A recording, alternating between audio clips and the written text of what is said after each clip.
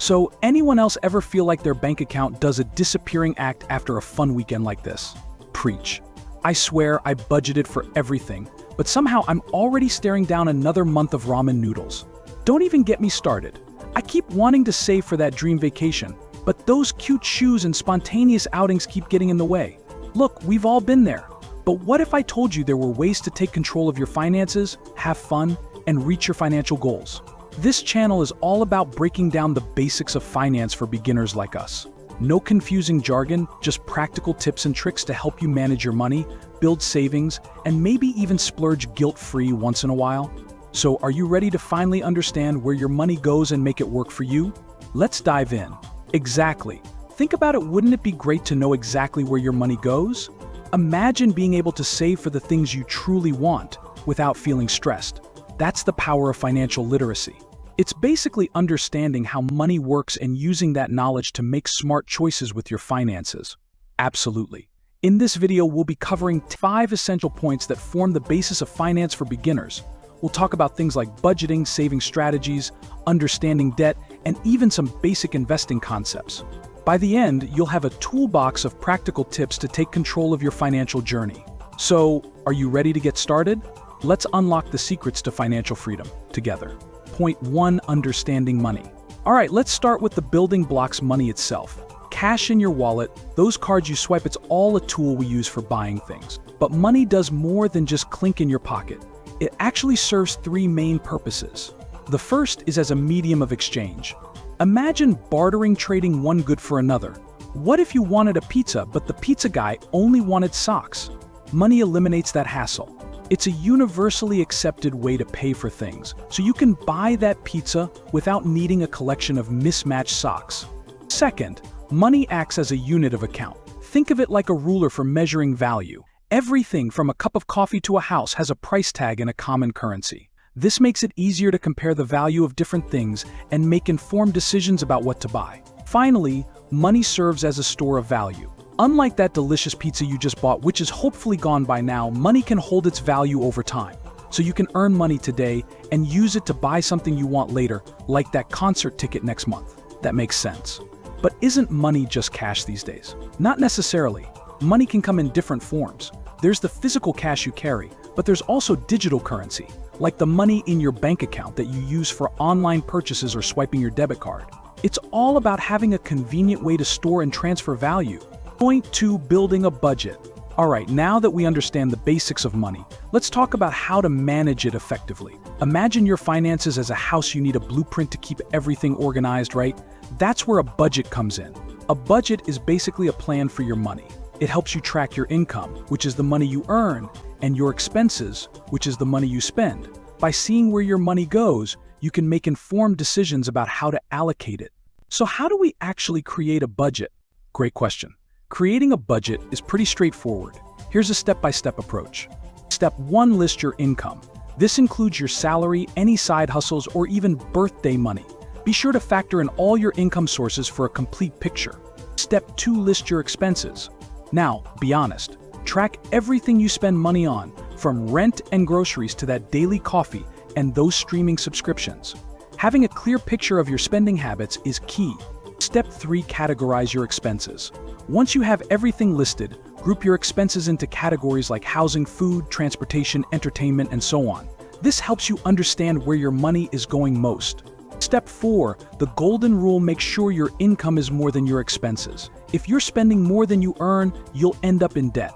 A budget helps you identify areas where you can cut back and find ways to make your income stretch further. This seems manageable. Is there anything else to consider? Absolutely. A budget is a living document. Review it regularly, adjust it as your income or expenses change, and be flexible. The goal is to create a sustainable plan that works for you in the long run. Point 3. Tracking your spending. Alright, so we've established that a budget is key to financial planning. But how do you know exactly where your money goes throughout the month? That's where expense tracking comes in. Expense tracking? Isn't that just keeping receipts? It can be, but keeping track of every little receipt can get overwhelming. Expense tracking is about recording your spending in a way that gives you insights into your habits. Think of it like using a fitness tracker for your money. You can't improve your financial health if you don't know where you're starting from. So, how do we actually track our expenses? There are several ways. Let's explore some options. Apps. There are many free and paid expense tracking apps available. These can be super convenient, allowing you to categorize your spending on the go and generate reports to see your spending trends. Spreadsheets. If you're comfortable with numbers, creating a spreadsheet can be a great way to track your expenses. You can customize it to fit your needs and have more control over the data. Notebooks. The old-fashioned pen and paper method can still be effective. Dedicate a notebook to track your daily expenses, categorize them, and review them weekly or monthly. The key is to find a method that works for you and stick to it. Regularly tracking your expenses will surprise you. You might be spending more on those daily coffees than you thought. By seeing your spending patterns in black and white, you can identify areas to cut back and free up more money for your goals. Point 4. Differentiating needs vs. wants. Alright, so we've got our budget and expense tracker ready. Now, let's talk about how to actually allocate that money wisely. This is where understanding the difference between needs and wants becomes crucial. Well, it can be tricky. Needs are the essentials, the things you absolutely must have to survive and function. Think about it like the foundation of your house. You need a sturdy roof over your head, food to keep you going, and clothes to stay warm or cool, depending on the climate. Okay, that makes sense. Needs are the non-negotiables. Exactly. Wants, on the other hand, are those things you desire but can technically live without. That new phone with all the bells and whistles? Want. That daily latte habit? Probably a want, though a delicious one.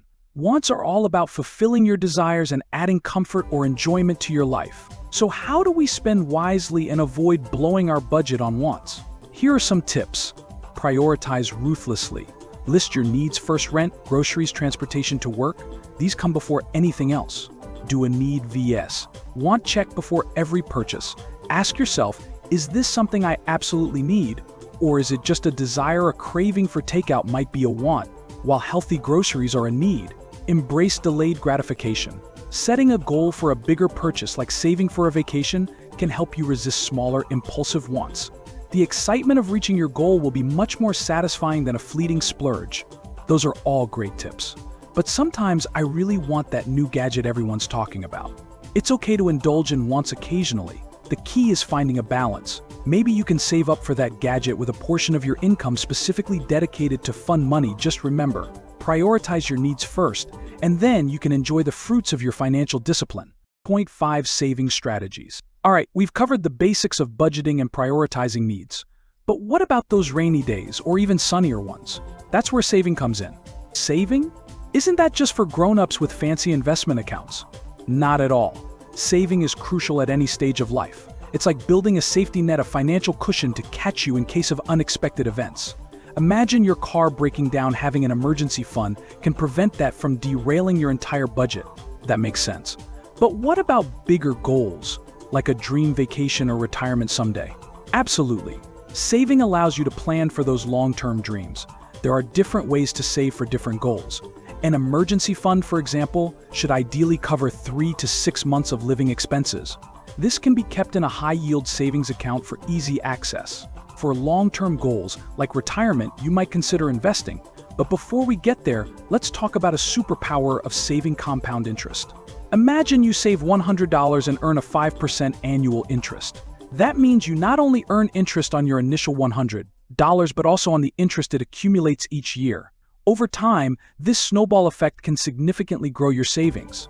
Wow, that compound interest sounds pretty powerful. It is. The key is to start saving early and let your money grow over time. Even small amounts can add up significantly thanks to compound interest. We'll explore different savings methods and investment options in more detail later in the series. But for now, remember, pay yourself first by setting aside some money for savings every month.